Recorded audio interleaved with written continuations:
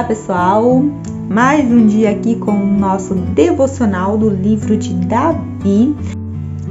Gente, passando aqui para falar que não é o livro de Davi, é o livro de Daniel. A alma é rápida, tá? Corrigindo, livro de Daniel. E interessante que esse capítulo, quem faz, né, a narração dele é o próprio rei Nabucodonosor, né? No versículo 5, ele diz assim: tive um sonho que me espantou, e as imaginações na minha cama e as visões da minha cabeça me turbaram. Por mim, pois, se fez um decreto pelo qual fossem introduzidos à minha presença todos os sábios de Babilônia, para que me fizessem saber a interpretação do sonho.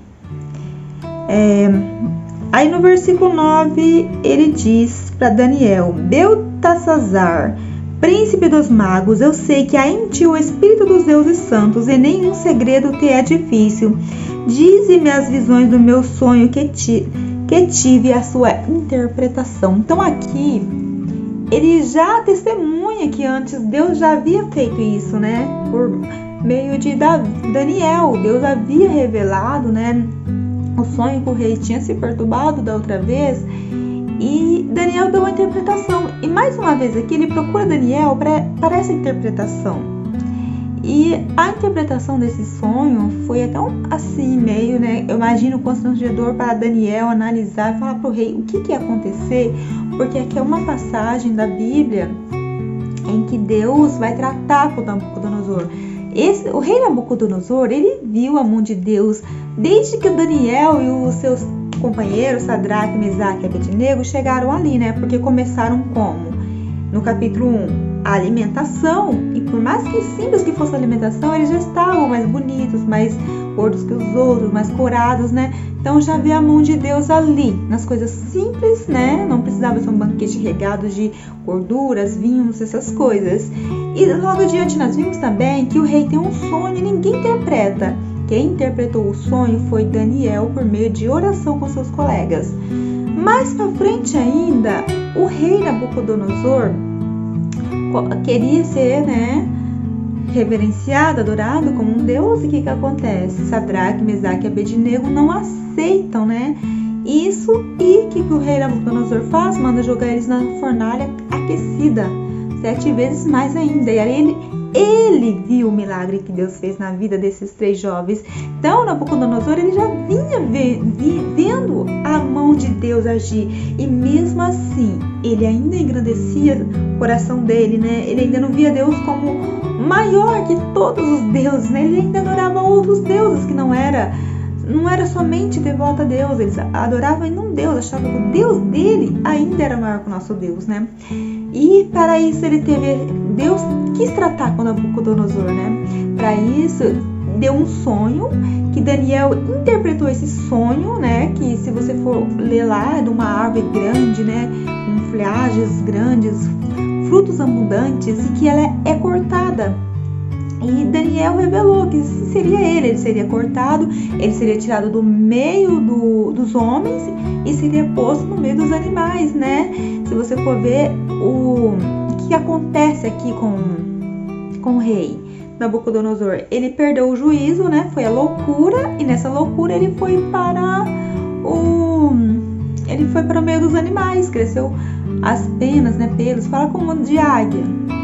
E ele ali passou a comer alimentação que os animais comiam, né? Capinho, essas coisas verdes, né? Matos. E foi essa a vida. Ele foi humilhado. O rei Nabucodonosor, ele foi humilhado. Mas naquele sonho revelado por Daniel, Deus fala que ele vai voltar, né? O dia em que ele conhecesse a Deus como o grande, né? O grande rei dos reis. E isso acontece na vida de Nabucodonosor. Em uma fase da sua loucura, ele passa a lembrar de Deus, né? E Deus volta o juízo para ele. Naquele momento que ele volta, né, a ele, que ele reconhece Deus ali na vida dele, Deus age e ele volta novamente para o palácio dele, os capitão dele lá, os homens, vêm e levam ele de volta. Então ali ele foi, né, restituído. Ali houve uma salvação, uma conversão na vida de Nabucodonosor, porque ele termina o versículo, no último versículo do capítulo, no 37, diz: agora, pois eu, Nabucodonosor, louvo e exalto e glorifico ao Rei do céu, porque todas as obras são verdade, os seus caminhos juízo, e pode humilhar aos que andam na soberba. Então aqui ele reconhece, né, que glorifica ao Rei do céu, que acima dele havia um rei maior que ele. E quando eu olho para essa passagem, o que eu penso? Refletindo para nós, Nabucodonosor era um grande homem, né? Um rei, um grande homem. Ele era um rei poderoso, né? E Deus tratou na vida dele. Deus quis salvar aquele homem. Agora imagine você, imagine eu, né? O que Deus pode fazer na minha vida? O que Deus pode fazer na sua vida? Aquela causa impossível que você acha que não tem solução. Deus vai agir naquela causa, mas você vai reconhecer que só Deus tem o poder. Ah, mas eu não adoro outros deuses, é só Deus. Mas às vezes você coloca no seu coração alguma coisa que não agrada a Deus. Às vezes a gente colocamos filmes, séries, tantas coisas acima de Deus. Quantas vezes você assiste uma série e quantas vezes você lê a Bíblia? Quantas vezes você perde no seu celular vendo algumas coisas, né? E não lê a Bíblia. Não busca um tempo de oração a Deus. É isso que eu te convido hoje. Passa a fazer mais uso da palavra de Deus. Leia a Bíblia, ora, louve o nome do Senhor. E grandes coisas Deus vai fazer na sua vida. Ele vai fazer como fez com Nabucodonosor. Ele vai te tirar da sua humilhação e vai exaltar a sua vida. E você vai glorificar o nome do Senhor. Creia nisso. E eu quero deixar para vocês, agora para encerrar, o seguinte. Eu quero que vocês, né? Vocês viram que Nabucodonosor foi um grande rei, que ele era, né? Um rei que ia lá, tomava as terras de outros povos.